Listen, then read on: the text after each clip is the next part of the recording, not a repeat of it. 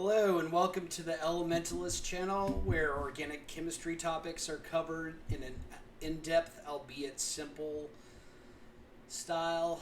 My name is Dr. McFadden and I will be your guide. In this video, we're going to be covering SN2 substitution reactions, or the SN2 substitution reaction. You're going to become familiar with the four crucial components of an SN2 substitution reaction, and those are the substrate, the nucleophile, the leaving group, and the solvent. So let's get to it. I just have a example SN2 reaction down here with the mechanism shown, transition state. I will discuss it in greater depth in just a little bit. But if you look at the image in the middle, this is a three-dimensional rendering of the transition state. So we had methyl bromide, and then we have the chloride anion coming in to displace or substitute the bromide. So this is an electrostatic potential map right here, all the different colors. And you can see as the colors tend towards red, that is more negative, that is a more negative value. And towards blue, that's more positive value. So you can see there's positive character in the middle of this planar CH3 fragment, and then it's got negative character on the incoming and the outgoing species.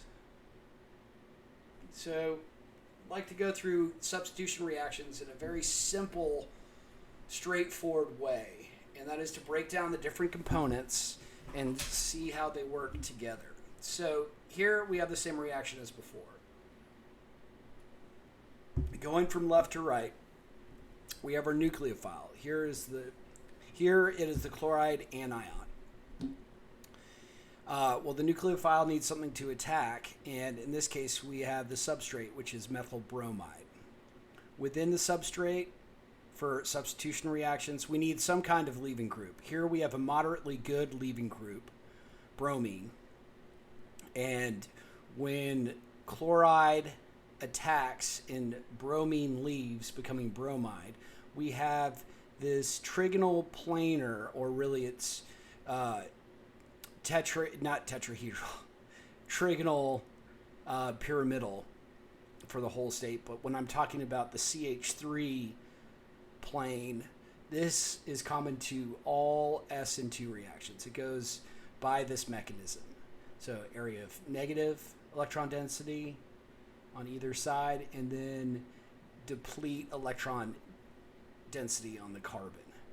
So after the leaving group leaves and the nucleophile does its job and attacks the electrophilic carbon center, we get an inversion of stereochemistry. In this case, the compound's not chiral, so it doesn't matter.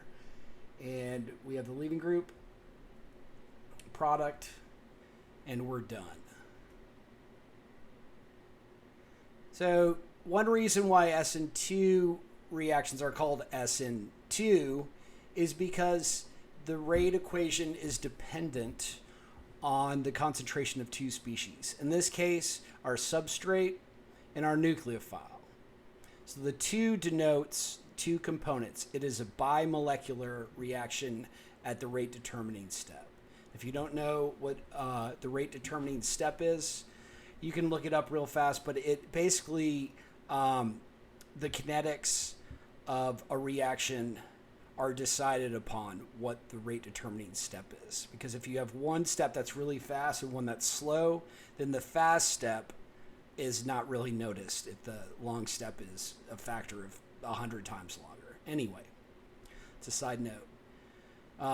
Already mentioned this. It's a one-step concerted mechanism. You can see here two curved arrows. Leaving group leaves while the nucleophile attacks. Get your transition state and then inversion of the stereo center. The substrate, remember, it's this group right here containing the leaving group. For SN2 reactions specifically, the rate of reaction is in this order. So a methyl group is faster than a primary or a secondary substituted leaving group. There's no SN2 with tertiary. The three functional groups around the supposedly electropositive, or not the, the electrophilic carbon are too big to go through a full inversion. So that doesn't work. All right. More about the substrate. So when looking at some of these problems where you're deciding whether, say, it's even elimination, if it's a substitution, is it substitution 1 or SN1 or SN2? You need to be able to look at the substrate and recognize some things. This is not a very in-depth overview of the substrate, but just I'm going to try and get you guys to start thinking about some of this stuff. So are there any good leaving groups or poor leaving groups on the substrate? Is there conjugation that might affect some of the chemistry or stability of intermediates, say carbocations? Where are the acidic protons, if any? Are some areas blocked due to steric hindrance?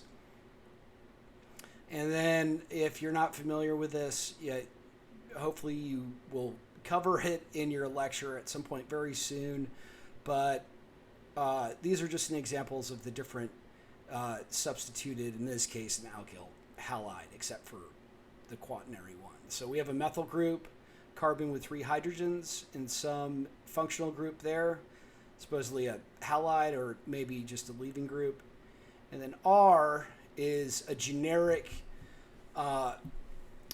label for basically alkyl, miscellaneous alkyl substituents. So this could be a methyl group, it could be an ethyl, propyl, octyl, whatever.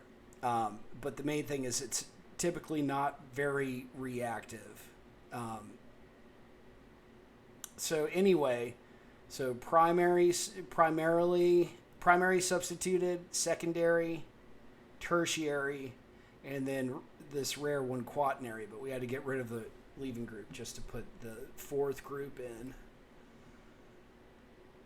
So perhaps one of the most important parts about it is the nucleophile. So the nucleophile needs to be strong or moderate in order for the substitution SN2 reaction to work. I should probably make a separate video about nucleophiles, but here is a good start. So here you can notice that the strong nucleophiles all have negative charges on them.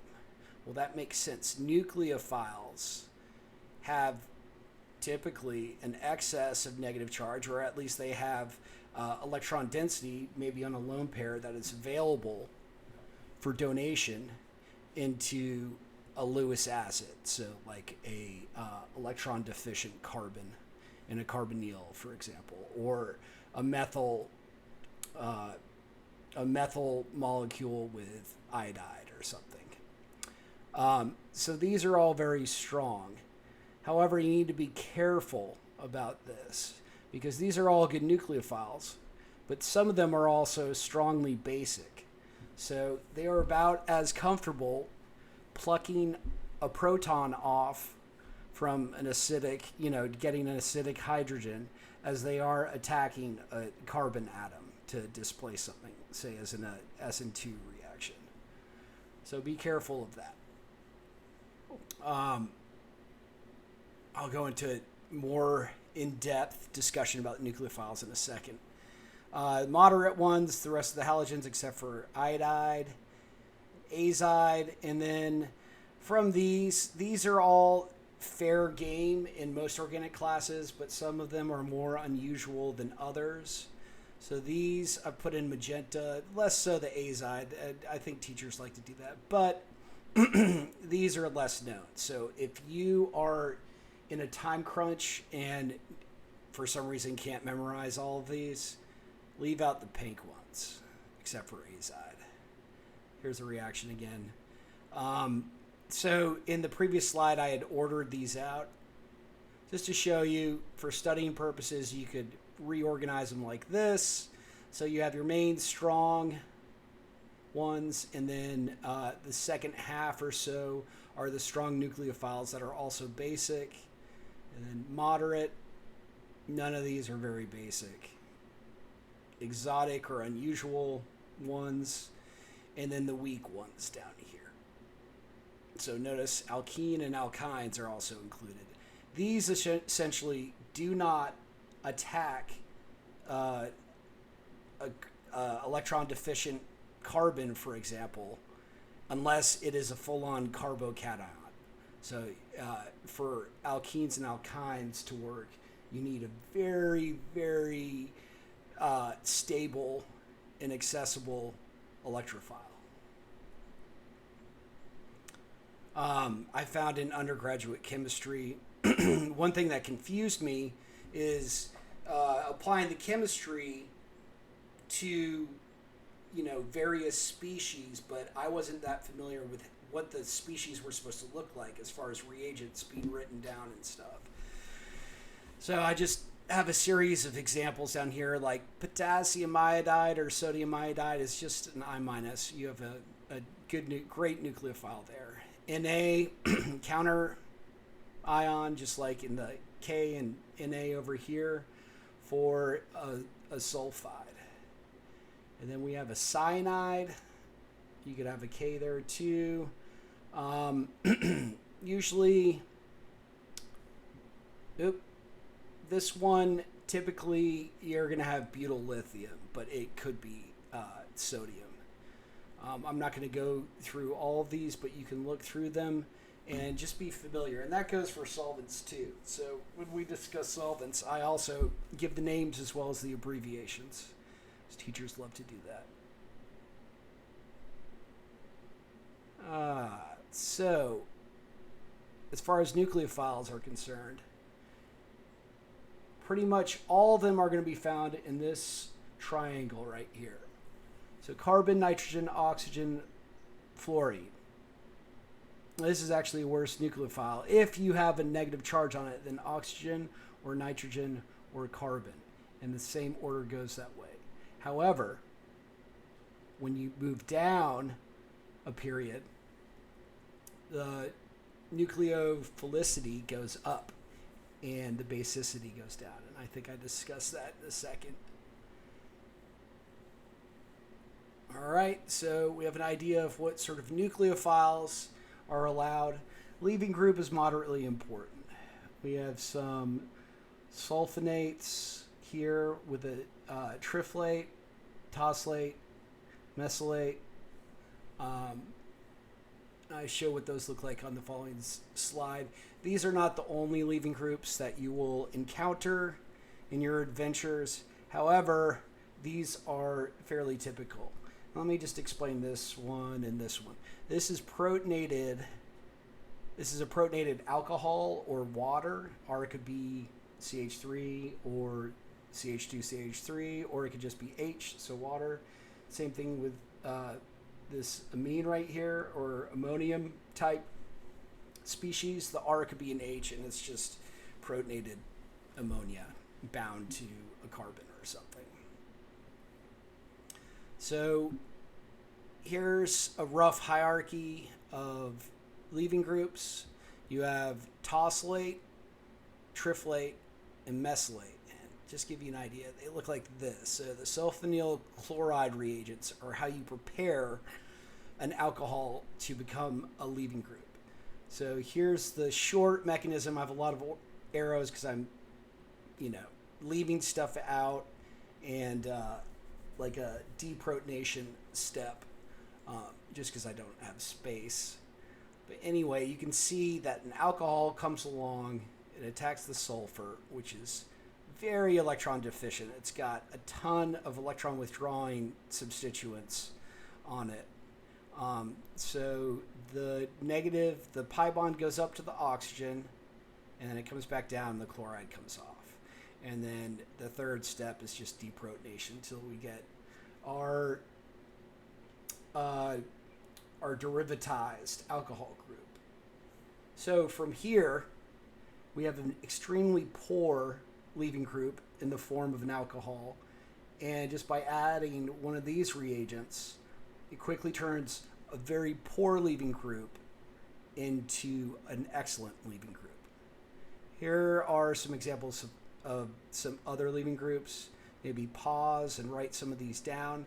Just be aware that, leaving groups are not limited to these guys right here, although this is a good cross-section. So for SN2, these are pretty much all the allowed ones. And of course, the NH3 or OH2 equivalent or NRH2 or ORH can also occur. So typically good leaving groups are weak bases. That's true. Opposite is true for nucleophiles.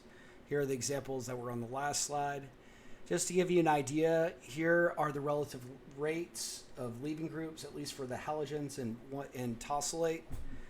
For chloride to come off, and this is all in the same solvent, we arbitrarily assign the rate to 1. Bromide is 300 times faster, iodide is 900 times, and tosylate is 1,200 times faster than chloride. So I mentioned this trend earlier. As the size increases, the basicity decreases. And across a row, as electronegativity increases, basicity decreases. So that's good to know. So leaving groups, overall, leaving groups, nucleophile, substrate, and then lastly, solvent are the 4 parameters that will help us decide whether a reaction is going to go SN2 or not.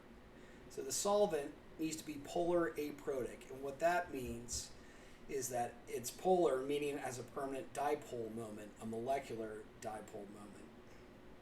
So that can be represented as a positive and a negative charge that are separated at some, in some position within the molecule. This is the simplification.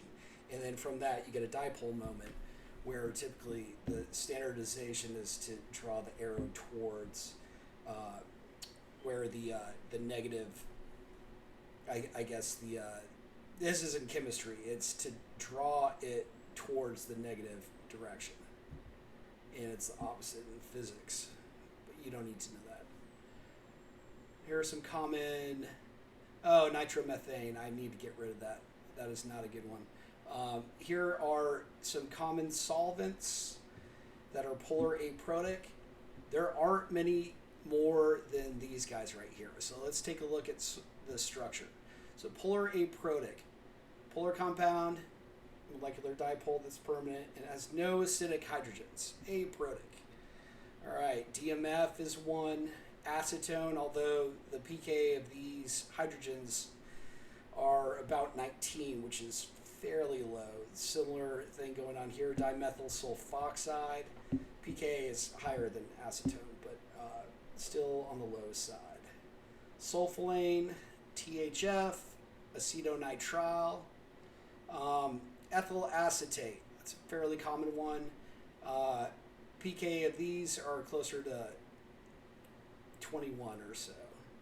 And one issue with ethyl acetate is you can get substitution at the carbonyl with the nucleophiles. But it can work. It is technically polar aprotic, just maybe not a great one for SN2. Dichloromethane is a great one.